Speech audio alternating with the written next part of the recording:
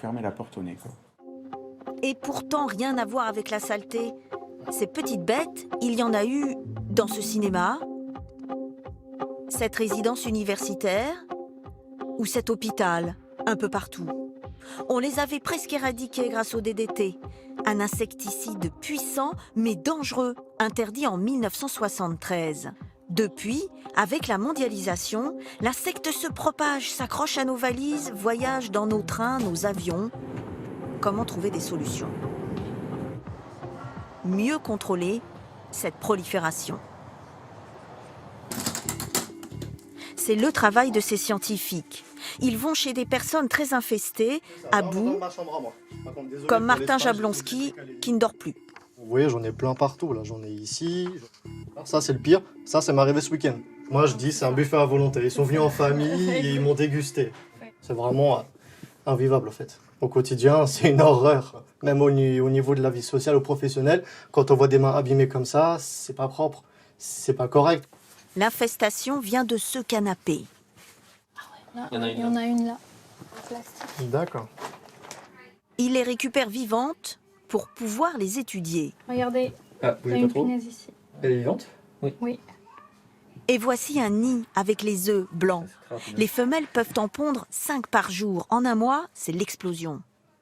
On a beaucoup d'œufs, on a plusieurs nids, donc si on aurait laissé ça une semaine, deux semaines, ça aurait...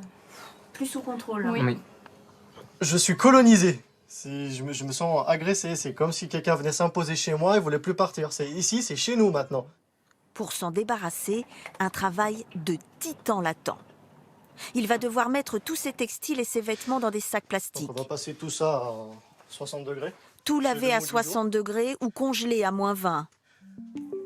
Mais les biologistes lui déconseillent d'utiliser des pesticides pas toujours efficaces selon eux. Ces punaises viennent d'une maison traitée 3 fois par des professionnels sans succès.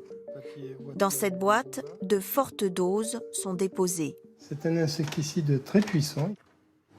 Et pourtant, après 10 minutes de contact, les insectes sont bien vivants. C'est un énorme problème parce que plus on utilise d'insecticides et plus on sélectionne des souches résistantes et moins on pourra lutter avec les insecticides. À Marseille, très touchée, la mairie utilise d'autres solutions.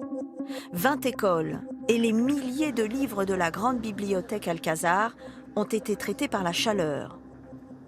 Au SAMU social, par prévention, tous les vêtements donnés passent par cette grande tente chauffante qui tue les punaises. La température monte jusqu'à 60 degrés. Avec la chaleur, elle meurt. Efficace mais coûteux, Marseille dépense 300 000 € contre ce fléau. C'est un budget qui va évoluer. Bon, il est parti de 50 000, on en est à 300 000. Après, il faudrait bien qu'il s'arrête un jour. Maxime aussi se lance dans un traitement par la chaleur. Un spécialiste vaporise ses literies à 180 degrés. Mais mieux vaut carrément jeter son lit tatami. Il s'est aussi acheté un appareil pour son sol et les peluches de sa fille. Budget total 1 500 €. Mais cela ne sert à rien si tous ses voisins, eux-mêmes infestés, ne traitent pas à fond chez eux.